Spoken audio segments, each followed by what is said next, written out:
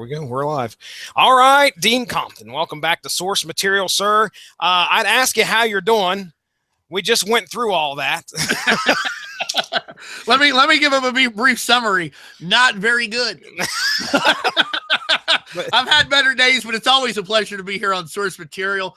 You know, having a great time, and I thank you every time you have me on. And want to remind everybody to check out the UnspokenDecade.com, the only 90s comics blog out there, as well as Thursday nights at VOCNation.com at midnight Eastern, the podcast study with Emily Scott, Her Dork World, His Dork World. We do it live, and then check out our Facebook, and you can see it later. We're not here to talk about those things today, but you know I'm always going to get them in. You got to get your shit in. Gotta get your shit in. But, right. You know, we're here to talk a little Stormwatch, I guess. Mm-hmm. That's right, man. Image Comics. I love them. I know you love them. I do love them. Man, I have just had the opportunity a couple weeks ago to sit down and watch the documentary on Amazon. It is, I think it's called Image.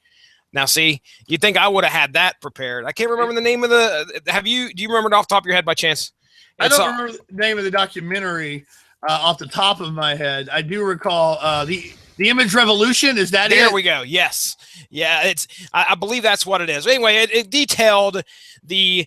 It's good. Yeah, man. It's a great watch. It details how Image came about, how our artists from Marvel came together and said, "All right, we're going to do it. We have an exodus and we go and start Image." Now, that's kind of what this series of podcasts is about, because I had Image Comics got me back into reading comic books, and I had such a respect for what these guys did, picking up and leaving a company like Marvel and starting their own. It took a lot of balls.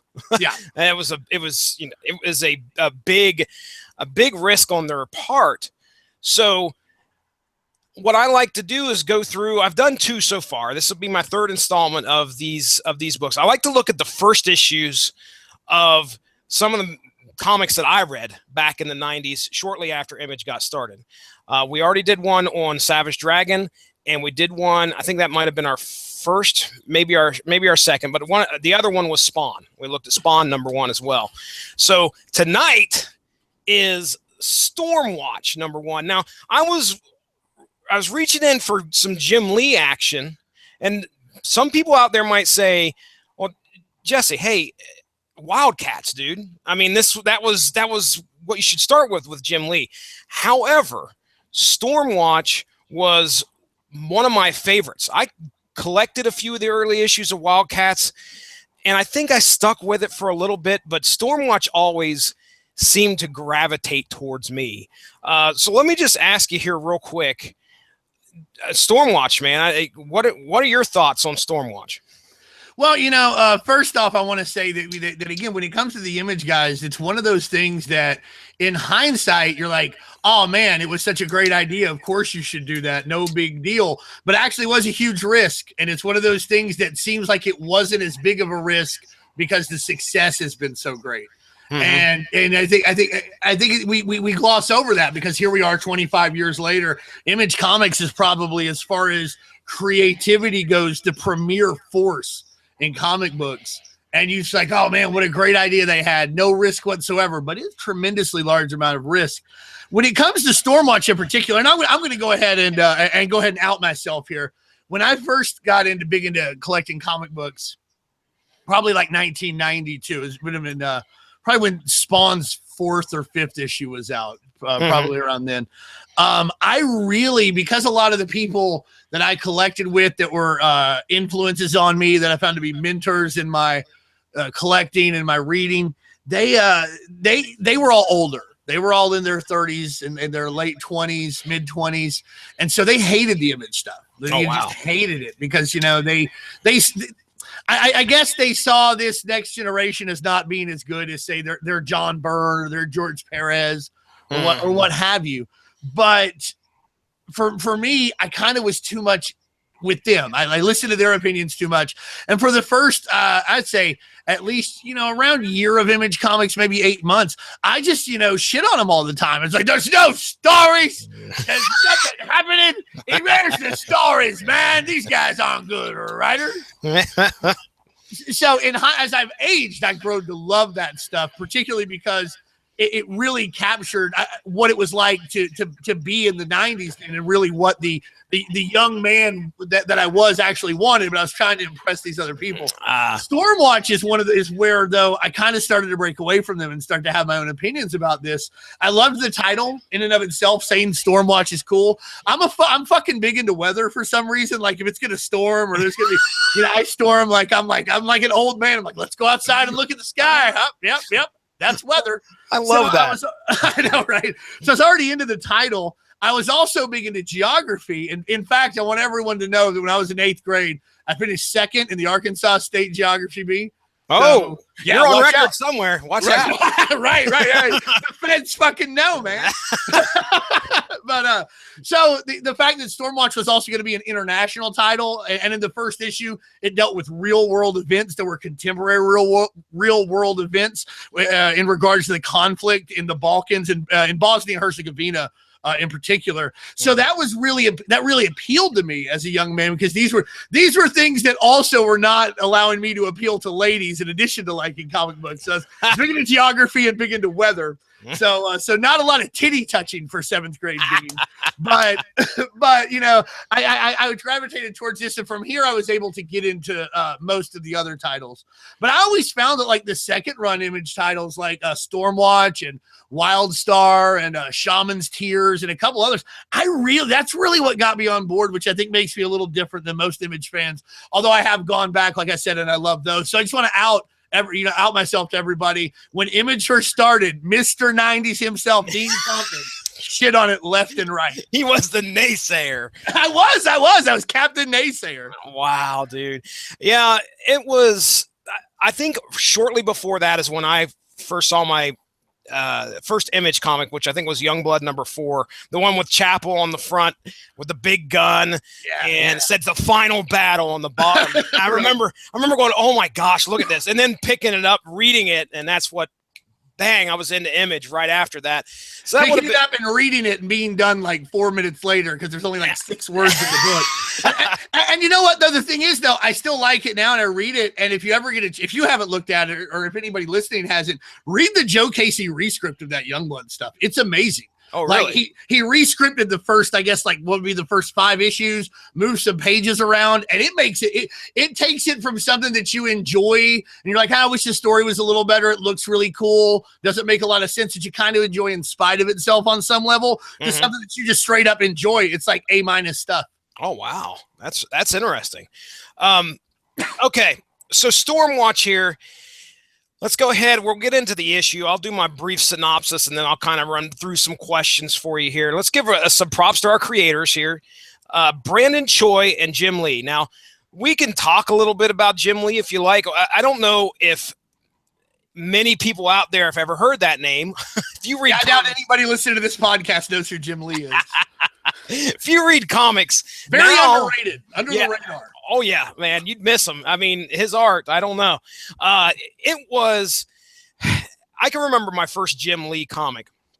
And apparently, I didn't know this until years later, I picked up Jim Lee's first issue of X-Men that he did, which I think has Storm on the front of it, and she's about dead. No, this it was shortly before that. I'm pretty sure. Maybe it was this full story. I don't know, but I can tell you that I have no idea. I was just guessing. Storm's actually halfway dead. You could tell it's Jim Lee cover. Storm's like halfway dead. It's either Storm or Rogue. But anyway, Colossus is lifting this big thing. And so anyway, I remember reading that, and I didn't really take a whole lot of notice to it. Then as things went on, obviously Jim Lee got, wow, did he get good. Yeah. The art that he did in X-Men was far and above any other stuff that sometimes you could find. He was so polished, and watching him grow through the Marvel U of things at that point in time, it was fun to watch somebody and these artists take off. You know, Jim Lee, along with the ranks of Todd McFarlane and Rob Liefeld, these guys were just skyrocketing.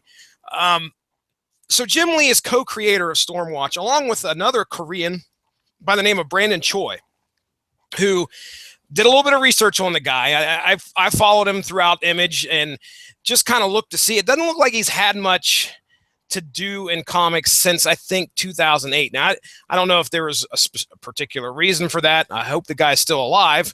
I hope he didn't just straight up drop off the face of the earth or anything like that. But, he had him and Brandon Choi had a big hand in the Wildstorm universe.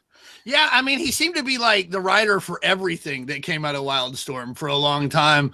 And again, I don't know anything in particular about why he wouldn't have done any comic book stuff. Maybe he just got a job in another industry doing writing, but he did so much stuff that even at a young age, and I didn't really and this, was my first getting exposed to like how pop culture could work sometimes. And I was like, man, he's writing all this Wildstorm stuff. If he writes too much of it, no one will ever think he can write anything else. Yeah. Because that happens, and it's the Wildstorm guy. And you'll notice he doesn't really, you go look at his bibliography. I mean, he did do other things, but it's still mostly Wildstorm stuff. Yeah, he's tied to Grifter, I think, still afterwards. Obviously, he followed Jim Lee, I'm sure, and him were great friends. I mean, to take a great risk like that together, I'm sure he's like, okay, well, you're coming with me over here now. So we're going over to DC, which, folks, if you know much about your Wildstorm history, Wildstorm lasted through Image, and then I think in 98 sold off to DC Comics. I believe DC took it over. Yeah. I think it was 98. And then, so Brandon Choi obviously went along with him. And Jim Lee works for the company to this day, vice president now. And, I don't forget his exact title, but huge head honcho over there. Wow. And much respected. As on the documentary, they say, it's the greatest story ever told, I think, is when Todd McFarlane speaks about getting all these artists together and they walk in to Marvel and tell them, basically go screw yourselves. And then they walk over to DC, or maybe I got it backwards, but either way, they all walk over to DC's office, and DC is like, oh my gosh, here comes Todd McFarlane. They're jumping ship. They're coming our way. Oh, hooray. And Jim Lee was always painted as the silent guy in the back. Like he wasn't there to ruffle feathers, but he was going along with these guys because he knew where this company could go and what this idea could be. And of course, later on down the line, and I'll be one to admit myself, I really felt betrayed when he sold Wildstorm to DC. I mean, I was and Alan Moore. I was like, you're selling off to the man. Fuck the man. No. Well, I think it's important to note, and this is my personal opinion about the whole Image thing. About the guys and their personalities they broke off, and you can kind of see it in the documentary. Jim Lee and Todd McFarlane are very, very different people. Yes. And you have Todd McFarlane, who's really, to me, I don't shy away from him. I'm a radical leftist guy, a narco-syndicalist, very into unions and stuff. And he's like a union rabble rouser, man. Like, these guys are screwing us. They're the man. We should be getting more money. We should give you better benefits. Because if they're paying me $100 an hour, that means they're making $1,000 an hour off me. So I should be getting more. And Jim Lee always struck me more as like almost the exact opposite of that. Corporate guy. Yeah, corporate manager type guy. Mm-hmm. And like he would, he was a guy who's like, well, you have to understand where they're coming from, where we're coming from, etc.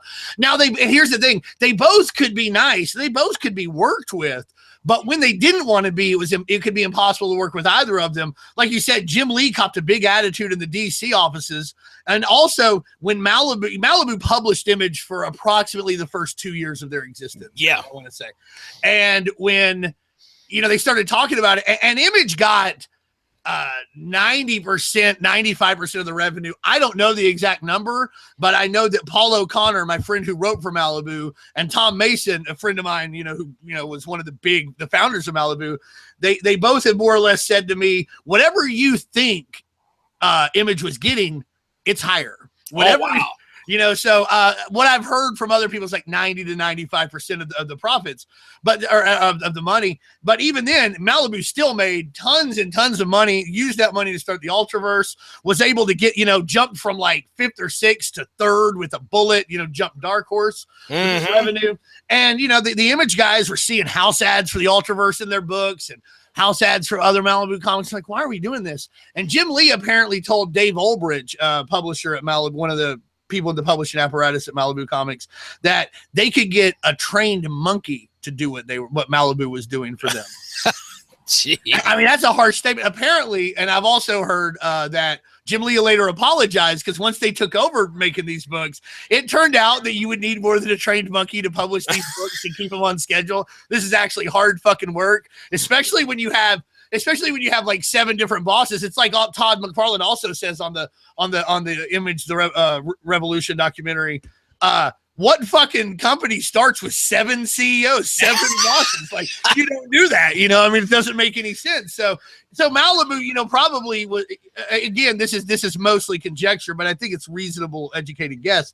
Malibu, because, you know, since they were the ones doing the operations, handling, you know, a lot of the grunt work, etc., they could kind of keep those 7 guys going in one direction, and also would give those 7 guys a common enemy.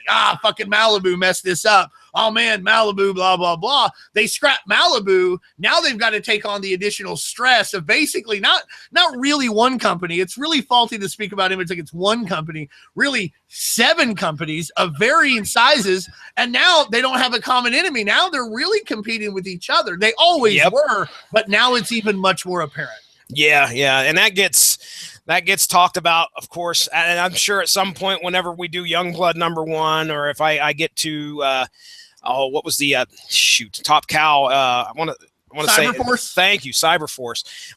That whole connection between Liefeld and Silvestri, man, you could. That's I think where things got ugly. They were simmering before that, and obviously we're just really going to talk about Stormwatch #1. I don't mean to talk so much about man, I love hearing it. Politics, but they were already ugly. I think to an extent because, and again, if any of you guys ever listen to this is all personal opinion. I'm not mad at you, Rob Liefeld. I'm not mad at you, Jim Lee or Mark Silvestri. But when they started setting up the studios, that really changed what they were doing. Before it was like, I'm doing my book, he's doing his book, 7 of us, 7 books. And then all of a sudden you have a lot of spinoffs, and now you need talent, and you have to, and you're not just competing with Marvel and DC or Malibu Dark Horse to pay this talent. You have to compete with the other guys, and these other guys who have kind of, even though they had different personalities, they all captured the 90s Zeke guys in a very great way. And now you have these guys who are just as tuned into the pulse as you, and they're looking for other people who can be just as tuned in with their art style, with the writing style that they wanted. And you've got to compete with them. Well, when one of them gets one, you kind of want you want them. Yeah. You want them. That's almost exactly what happened. But there were other things too that that I think led to not any of the Image people, but people outside of Image that felt like this was a betrayal of the idea of the creators' rights. Because one of the things that Image really brought to the forefront was that, like, creators should own their own things. And it's probably a huge part of my leftist political awakening. I was like, wow, they're right. Like, if you make something, you should own it. That makes exactly sense.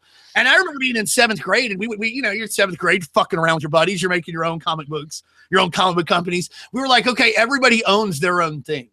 Like, this is important to us, this idea. Then when the studio stuff starts, well, Rob owned all that shit. Rob owned Brigade, Supreme, Newman, whatever else happened. And I'm not necessarily mad at him, and I'm not necessarily accusing them of being, betraying the dream. But I do remember that sentiment going around when these studios started. And I think you combine that maybe they always got negative press, but now the negative press was a little more personal. There was a little more personal anti-Image sentiment with some fanboys. And now they're competing with each other for talent and shelf space and money. And at some point, if it wasn't Liefeld and Silvestri, it would have been 2 of them. I don't know which 2. Probably not Todd or Eric, because they kind of kept their stuff a lot smaller. But it certainly would have been 2 of them at some point. We're going to go to loggerheads, and it just wound up being Liefeld and Silvestri. Yeah. And that always stuck out at me as like, man, what are you guys doing? So you got to get along. We got to get along. and hey, it is what it is. That's the way history went down. So, let's go ahead. We'll talk about Scott Clark, Trevor Scott. You said that you were very impressed with what happened in Stormwatch #1. You got anything else to add about these guys? Well, when it comes to oh man, I just lost their names. Of course, Scott Clark and Trevor Scott. I almost said it the wrong way, but the Scott throws me off because you guys Scotts. Great, right. Inverse Scots at that. But I get that a lot of people are looking at this book and these guys, they're going to accuse them of just being straight up Jim Lee clones. I would disagree. I think there's a magic to the Clark Scott combination that when I would look at these books, there's an intangible. I could never explain it, je ne sais quoi, if you will, about, and no one will ever say that about Stormwatch #1 again, by the way. But but there's a certain just feeling about it when you look at this art. It may look a lot like Jim Lee's or Travis Charest or whatever, but there's something very special about it to me that just speaks to me, where I think there's enough of a difference to where I think it has. I keep going back to this intangible quality that there's just something amazing going on here. Yeah, and this, by the way, we see the cover of our of Stormwatch #1 here.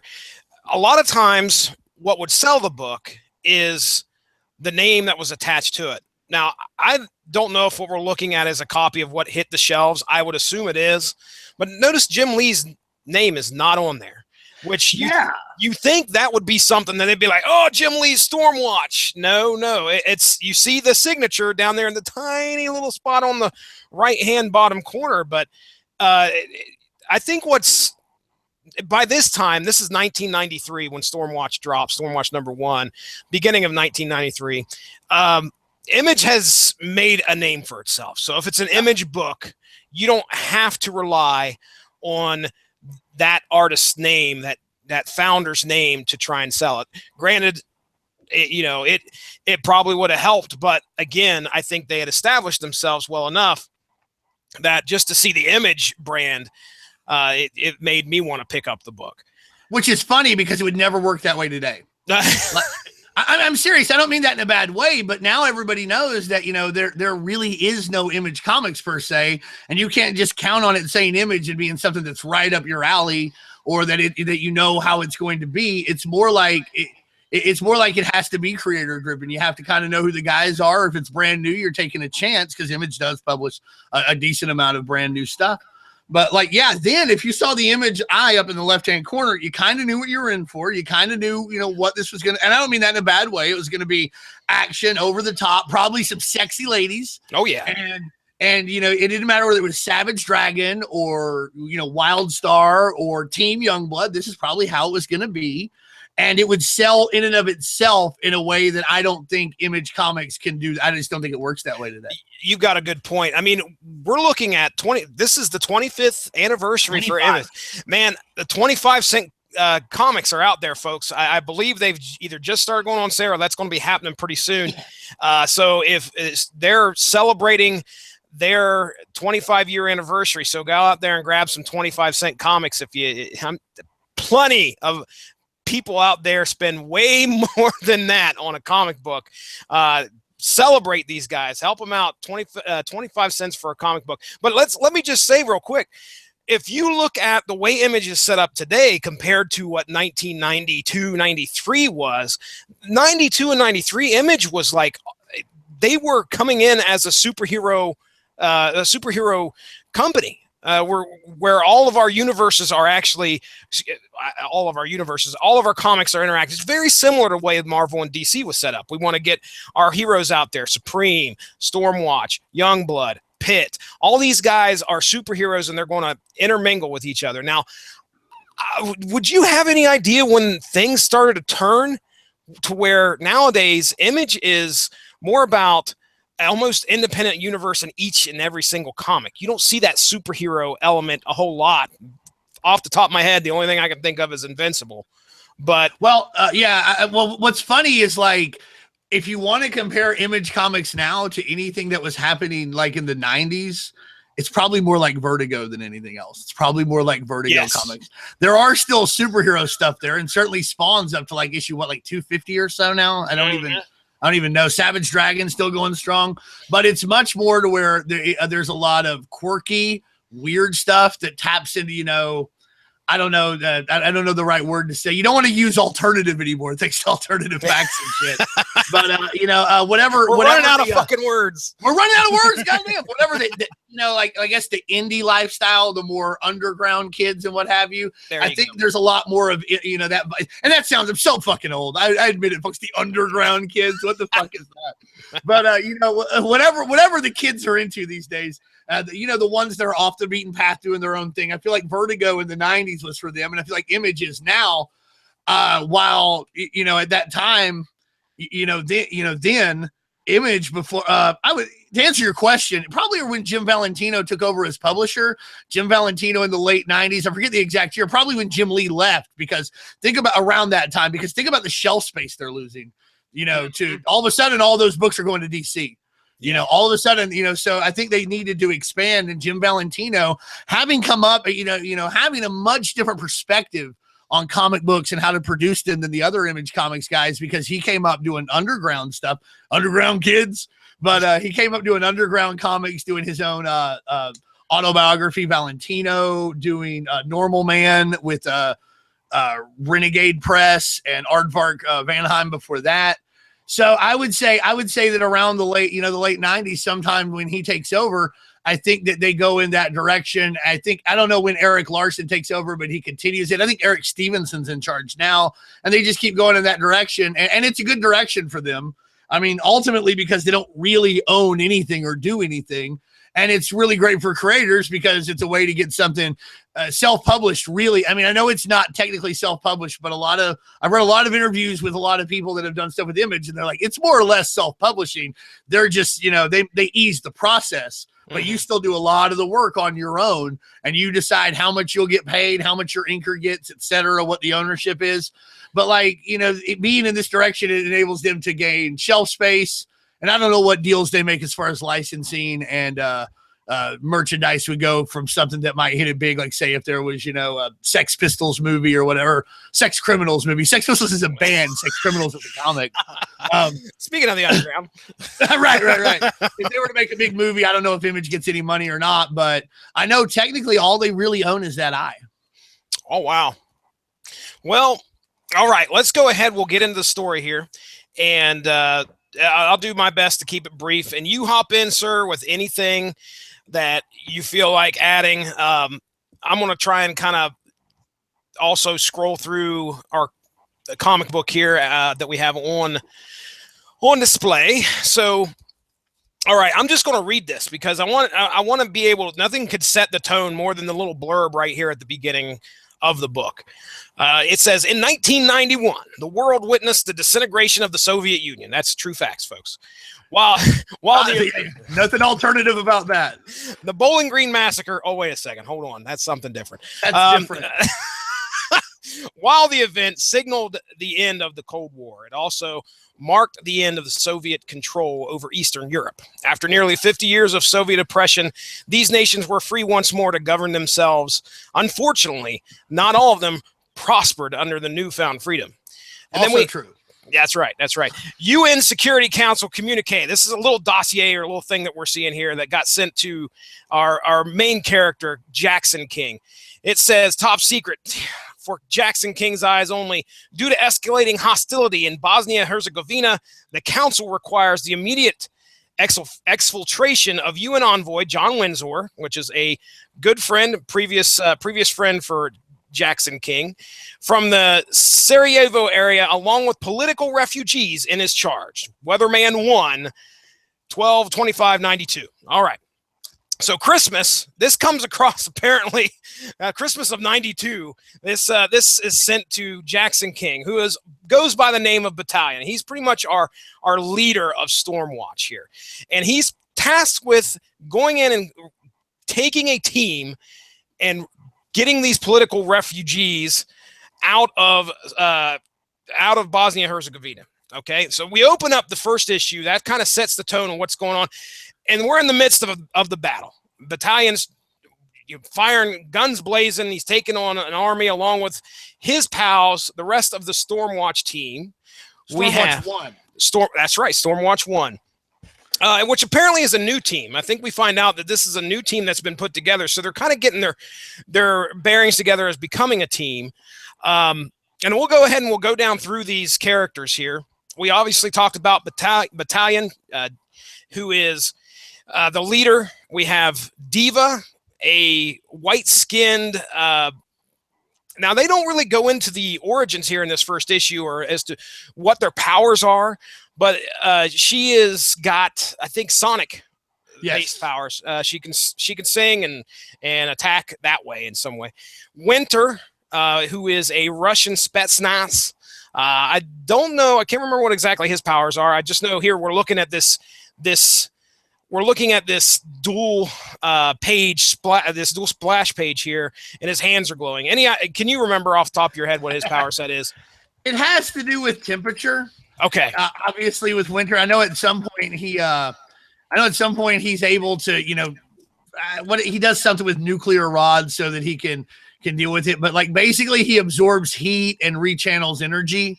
So he can then use his energy to shoot people or make it to where he's really strong, from what I understand. That's right. And then we have Fuji. Fuji is this, it's almost like this Hulk-looking like dude, big guy from Japan. And we find out in later issues that he is pretty much complete like some kind of weird radiation in this suit. So if his suit busts, we got a problem. There's nuclear reaction that's going to happen, some kind of nuclear crazy thing, radiation leak or whatever. But he is massive. Think the Hulk, very strong. And we also have Hellstrike, which from what I read, and I had to go back and revisit all this via wiki. Hellstrike was a former cop. I think he's Irish. Or is he Irish? I want to say Irish. I think he is Irish. He's I can't remember now either, but I think Irish. Maybe Australian, but I think Irish. And I forgot to say Diva is from Italy. Surprisingly enough, she's an Italian opera singer. That's the way I relate it. But anyways, as you can see, this is a team of super beings brought together from different nations. And they're fighting against this army, trying to secure these political refugees, which pretty much are these kids. We also find out that Weatherman 1, who is the guy up in the sky, he's the dude hanging out at Stormwatch, the base that's kind of up there. I think it's in space. It's not in the sky. Yeah. It's up in space. But in space. And he looks kind of like Picard when Picard gets the Borg. Lobot from Star Wars. You a Star Wars fan? I know. You can say no. I ain't gonna hurt. I know Star Wars. I don't know that character off the top of my head. How about this? Okay, Billy D. Williams, right? Okay, he looks over the bald guy with the stuff in the side of his head, and tells him to do something there on Cloud City. And anyway, that's Lobot, by the way, the bald dude with cyber. Oh yeah, I remember the guy. He has the earmuffs. There you go. So anyway, yeah, he's hanging out up there, and he tells Jackson. He tells Battalion. He says, "Look, everything. I know you got a dog in this fight with your buddy John Windsor. He's your friend, but listen, you need to secure the seedling." And so you're left like, what the hell's going on here? What are we talking about? Well, there's a busload of kids, and you could put it together throughout the issue that this seedling is I assume a kid who's got either latent powers or latent superpowers. Seems that way. Yeah. So that's the goal. And of course, Battalion's kind of struggling with the fact, like, look, I got to save my buddy here too. We got to get all these people out of here. They got good motivations. They want to get everybody out of there. So as they're doing this, the army that they're fighting says retreat, and they're like, okay, great, we're doing good. Our team is we won. And then all of a sudden, the bad guys show up. They're just called the Mercs. They're just the Mercs. Like, I mean, no, I get very creative, guys. You got to do better than the Mercs, right? I mean, or they called the Cabal, because I see that later, but I thought those were Wildcats villains. Yeah. That's all Jackson King calls them, and that's all Battalion says is just Mercs. And then we get our introduction to the bad guys here. All right, now this is important because this is one of the biggest flaws that I saw in this book right off the bat, and I'm sure. We'll talk about the reason why, which we can postulate why, and maybe there's an explanation. I don't know. Maybe there's something I missed, Dean, so you might have to help me out. But we got Kilgore. Yep. And, sir, would you like to describe Kilgore here? Well, no, don't be obvious. I mean, He looks a lot like Wolverine. He looks a lot like Lobo Wolverine, to be There honest. you go. Like there he's you got go. kind of, and he's got a little Power Ranger thrown in his outfit. Like he's got a diamond on his chest. But yeah, he looks a lot like Wolverine. Mm-hmm. Not much. No way of getting around that. I really tried hard to be diplomatic, but he just looks like Wolverine. Yep. And Razor behind him looks like Dragoness. Yes. And I'm sure as you read, you could make the connection between her using the word sugar a whole lot. Oh, yeah. Back in the 90s, I was like, and she flies. Now, the only thing different is she could shoot some beams, I think. That's it. Yeah. Also a bad guy like Rogue was. So there you go. That's true. She's like the inverse Rogue because you also learned that she used to be in Stormwatch, but she made a heel turn. Oh. And like Rogue, was in the Brotherhood, and she made a face turn. So a few similarities there. I think Death Trap is probably the one that's going to set you off the most. Right? Let's get to my buddy Mark Radlich's favorite metal band first, and that's Slayer. Slayer's actually, out of all of them, since we're being a little hard on these guys for being more or less imitations, probably the most unique looking one, although she has a lot of Fabian Cortez acolyte in her. Oh, I can see that. All right, so now, but the Mike Tyson face tattoo makes up for it for me. Like she's doing the Mike Tyson. Death Trap. Yeah. Go ahead, sir, please. I mean, do your best to let our listeners know who this guy resembles. Well, aside from having a chest holster and what appears to be a bandolier of roll-on deodorant, he looks a lot like Deadpool out there. Yeah. Yeah, right. Hey, look at that suit and tell me that he doesn't, need to stay dry. I want to see like a fucking advertising campaign for this just based on that. It's like when I'm out killing the good guys for bucks, I can't afford to sweat. But he does look a lot like Deadpool. And again, I want to say this. I don't necessarily mind that. Lots of characters are derivative in some way. I think the thing that's unfortunate about it, and let's be honest, Deadpool, pretty derivative of Deathstroke, looks very similar, doesn't act similar, but as far as the look, you can definitely see how one inspired the other. I don't want to say derivative. It's probably a little too pejorative, but I want to say the bad part is when you have guys who look so much like this, they need to act a lot different. And we don't really ever, at least in this issue and in future issues, because I read a lot of this a few months back, it doesn't really ever grow. You don't ever come to love Death Trap for being Death Trap. You're just like, oh, that guy who looks like Deadpool. Yes. And that's the problem. The problem really isn't that he looks like Deadpool. It's that you never get to love him on his own merits or hate him for his own merits. He's just kind of there to spar, really. I hate you, Jackson King. I hate you. All right, so we get our battle here. You get a nice little splash page. Got some poses. Yes, sir. You couldn't tell that this was ready to go way before the comic was done. But yeah, it's on. So we get our bit of a battle. Now here's my biggest criticism of this book, and I don't know if you caught me talking about this last night on the Source Material Facebook or not, but okay. We just got introduced to the villains, and down here in our bottom two panels, all right, Fuji's trying to help these guys, help the busload of kids that fell in this hole, try and get them fixed up. And all of a sudden, this big bruiser dude dressed in red comes out of nowhere. Yeah, who's that guy? There's no fucking explanation. No, he's just there and then he's gone. Like you never see him again. Like I don't know. A lot like Brahma from Youngblood. Okay. But obviously he's not Brahma from Youngblood, who at this point was at least, I think, still still a good guy. I think he does make a heel turn at some point. I love using wrestling terms for this shit. But, we do it all the time on the Radulich and Broadcasting Network. That's not a problem. That's not a problem. It just makes sense. The terminology just, just it flows so easily between the two. But yeah, this dude just out of nowhere, boom. They don't have a big guy when they do their pose down. I mean, we got to look at it right here. There, we get 4 mercs that we get names to, and then this dude just straight up out of nowhere. Which I don't. again, if you remember, clearly you don't recall him showing up later in the books, or at least I don't remember him showing up later in the books. Although I do want to say that he missed a big opportunity because he could have punched him and said, "Chew on this a little longer. I'm Big Red," and that could be his name. All we really know about him is that he's big and red, and motherfucker, you can chew on Big Red a little longer. Ah, nice. All right, so our fight continues. Here he is again. He's backing up Death Trap. Again, I don't think we get a name. I don't recall them saying anything about this dude's name.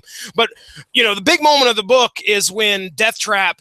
Well, no, actually, the guy behind Death Trap, I think, is in that panel. I think that's Kilgore, right? Is it? Nah, I don't recall the spike. You know what? It's neither of them because he's got Kilgore's beard. The big red guy doesn't have a beard when he punches somebody, does he? I can't tell. His giant bicep is in the way, so I can't see his mouth. I think that's another mystery merc. You know what? That's what makes the mercs deadly, the mystery. You don't know. Yeah, you don't know how many you're facing and when they're going to show up. Just be ready. No wonder. Yeah, that could be their tagline. How many of them are there? How many can they afford?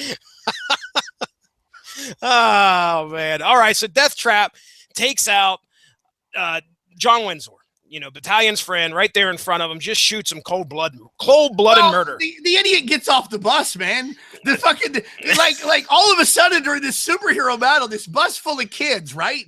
This bus full of kids that are refugees, so I assume they're, starving, probably injured. They're in the middle of a fucking war zone. He gets off the bus and he's like, hey.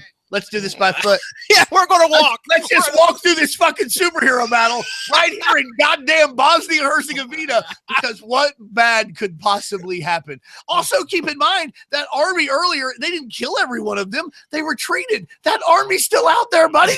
Stay on the fucking bus. Don't, you're going to get killed. And he does. And he does because he got off the bus.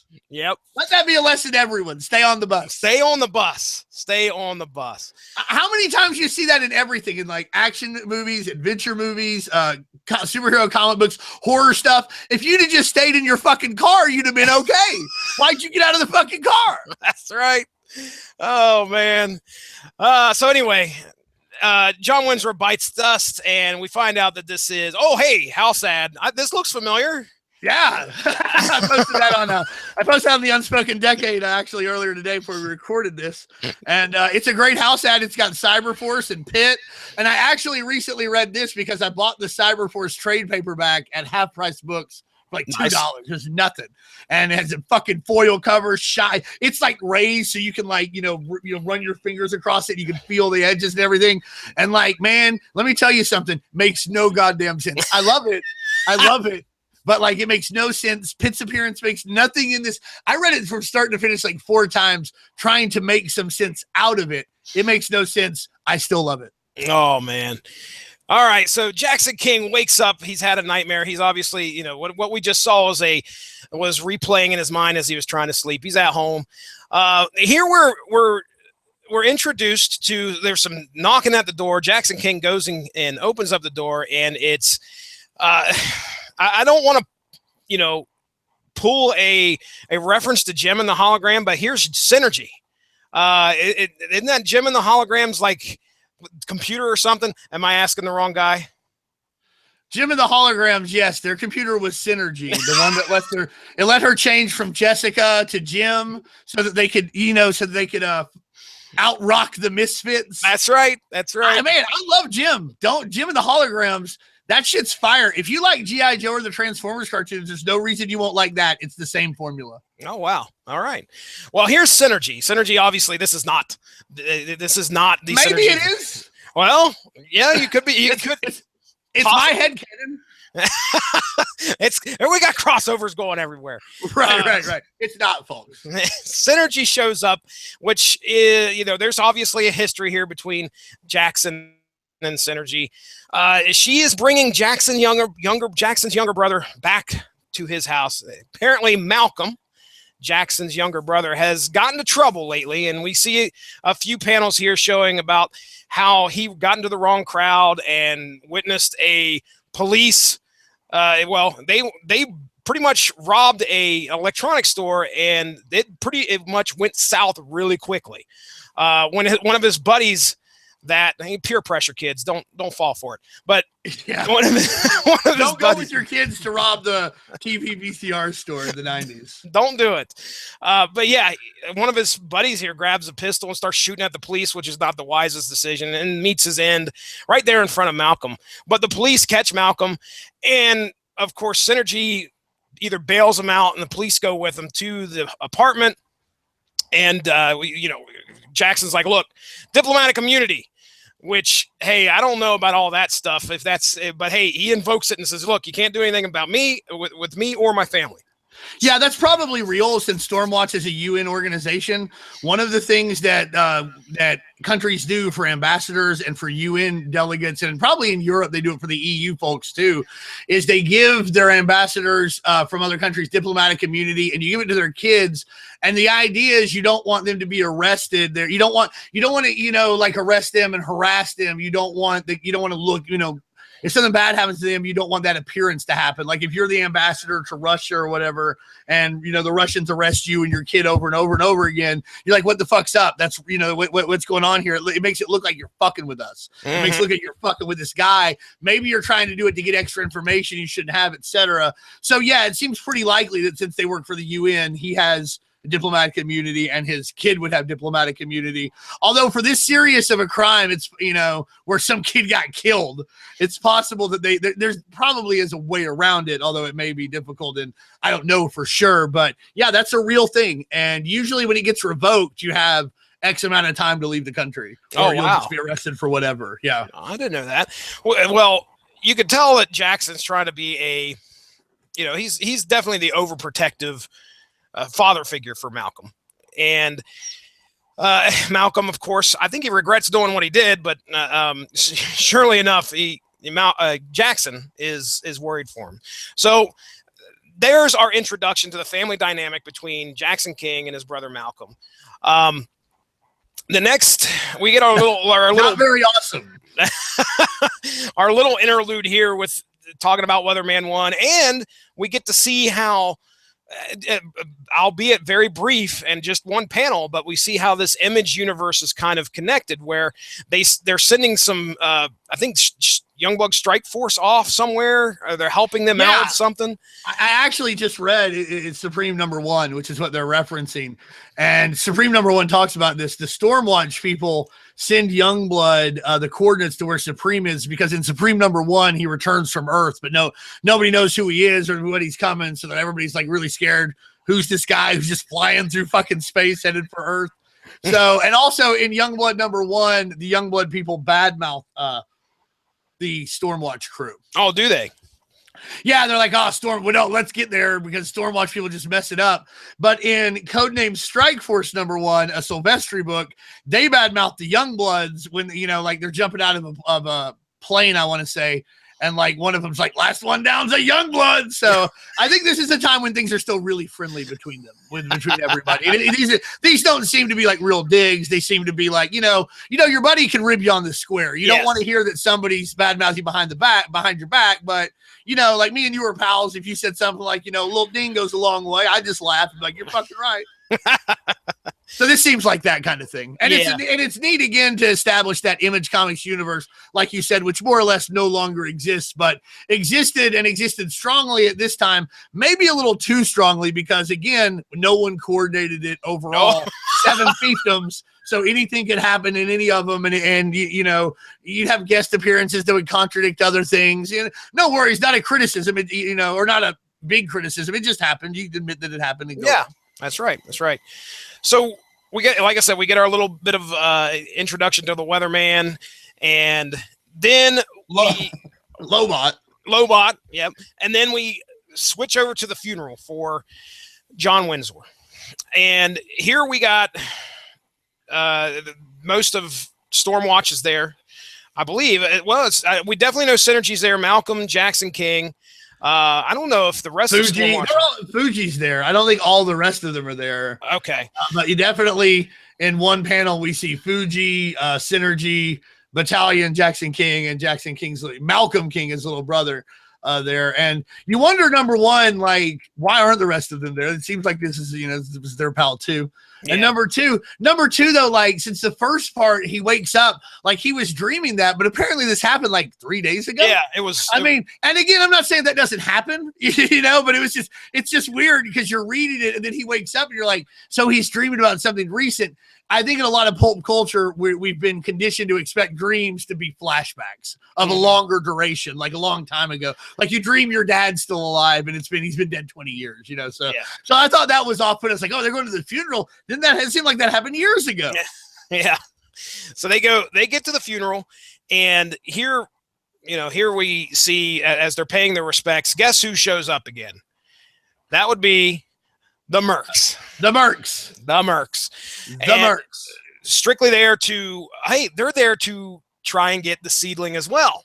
Now that's what they were also doing back in Bosnia-Herzegovina, was to try and get one of those seedlings off of there. So somebody's hiring these guys to go out and pretty much take before Stormwatch can get to them. Well, here we go. We're at this funeral. Now, why the hell are these guys showing up here? No one's a seedling. Surely not. And we get a bit of a fight.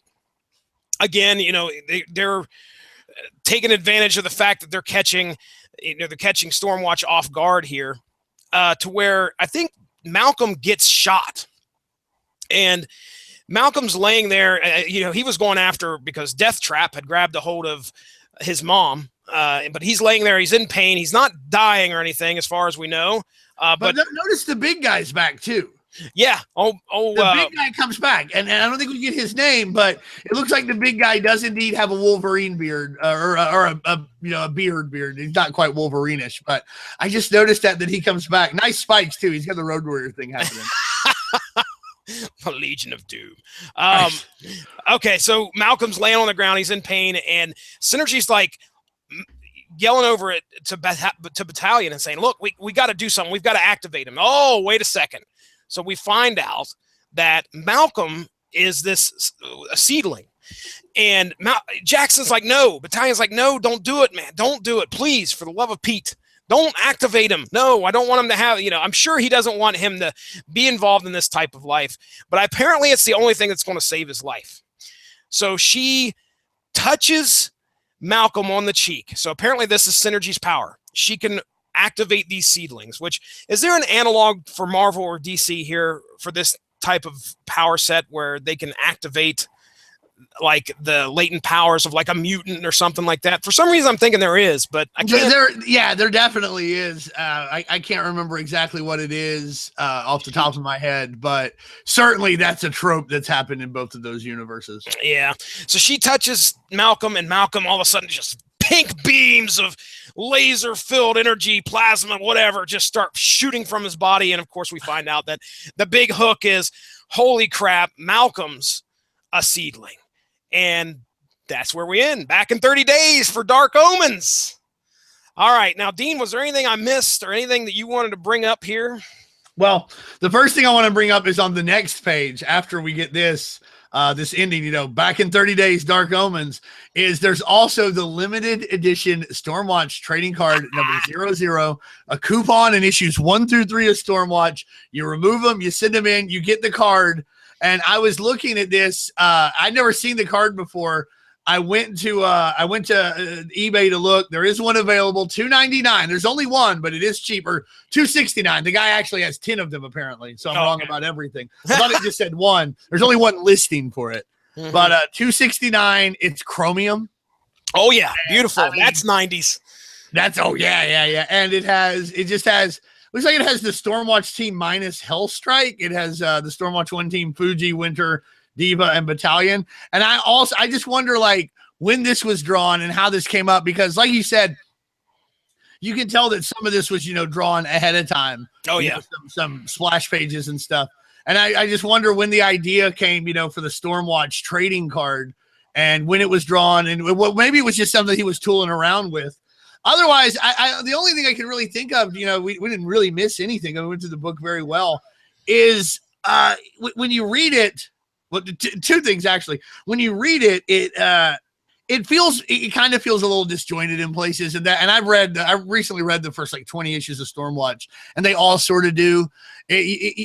And I don't know if they ever get there until it becomes the authority or what have you, but there's a lot of potential here, and you can feel that potential, but you also wonder, you see this disjointedness, and you when I read it now, I know it got somewhere, but if I was reading it then, I was just really excited. But if I had a more critical eye, I'd be like, there's something going on here, but I don't know if you can get there, because they kind of trip over themselves a lot.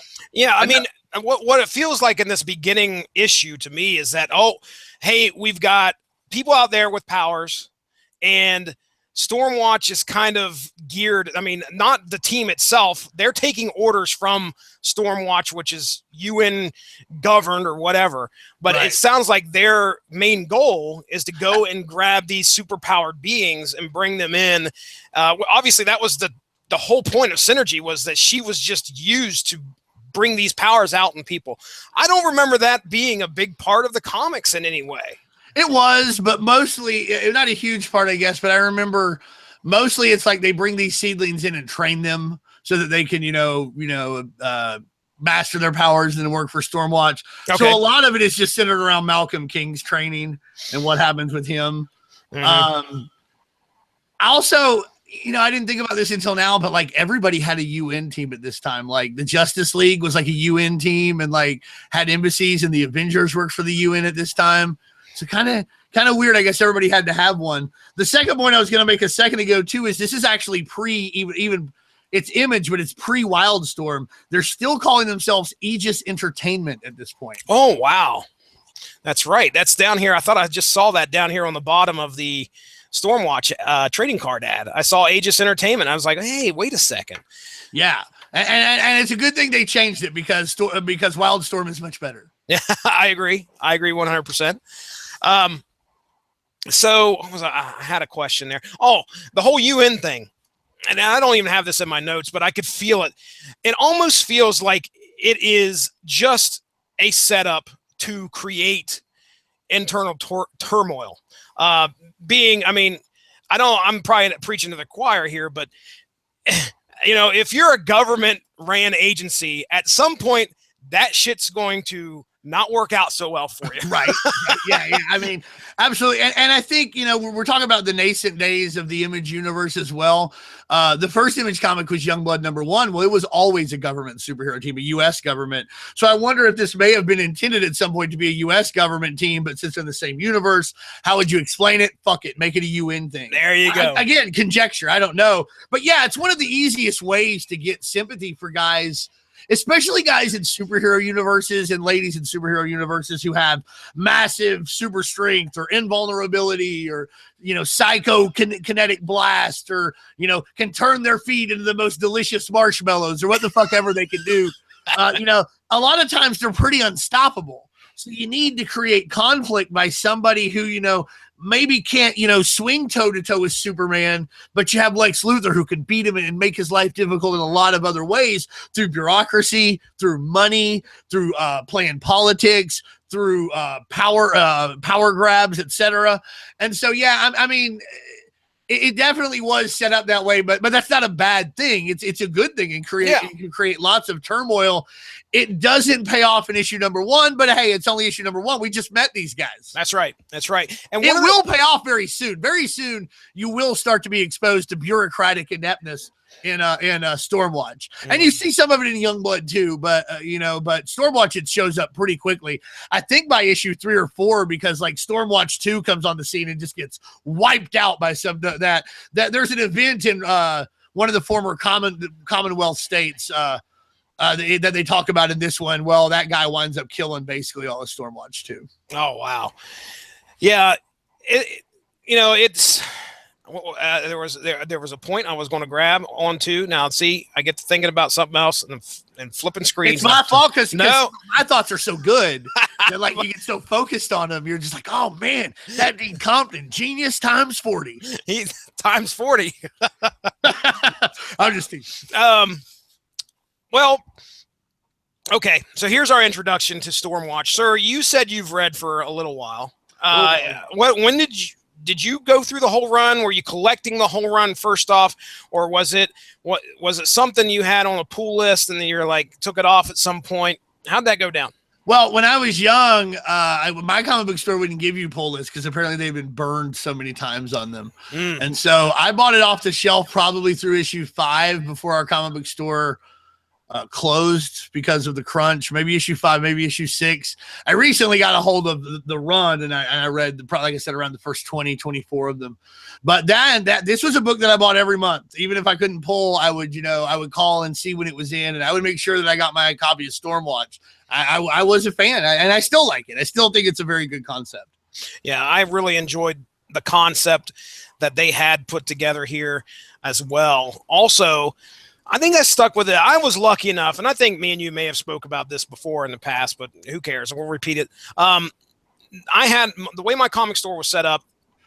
Luckily, it stayed in business, so I was able to, I was able to put a pull list together, and I had way too many comics on a pull list for somebody that just started college.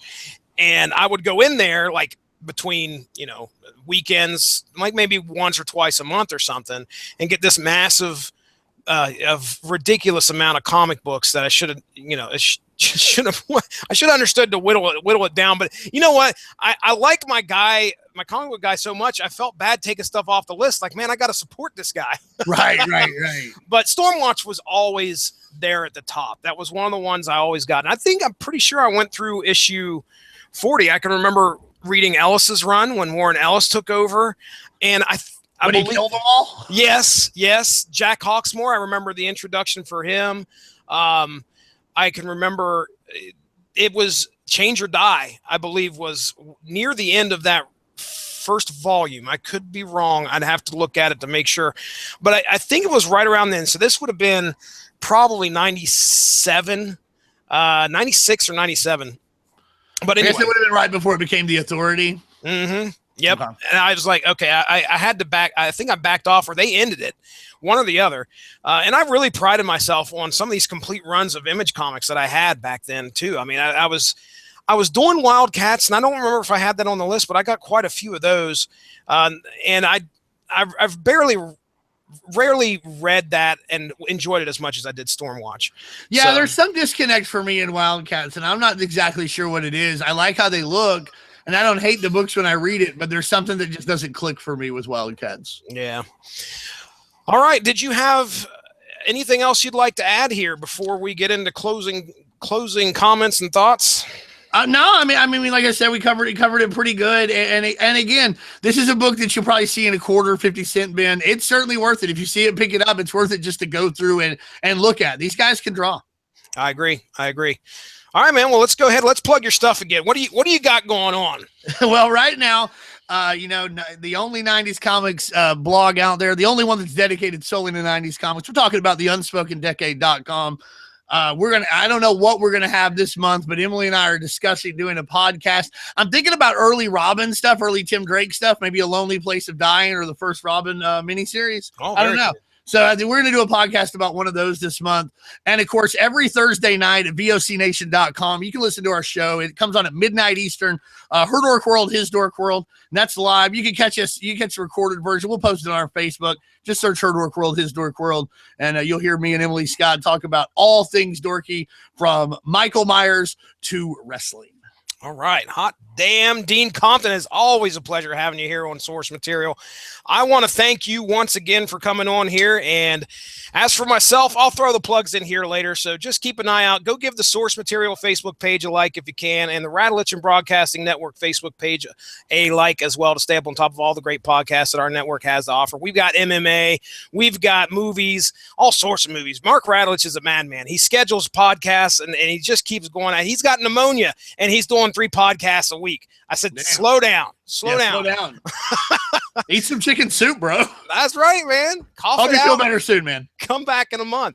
All right, folks. I'm Jesse Starcher. That's Dean Compton. Thank you very much for listening. Y'all have a good night.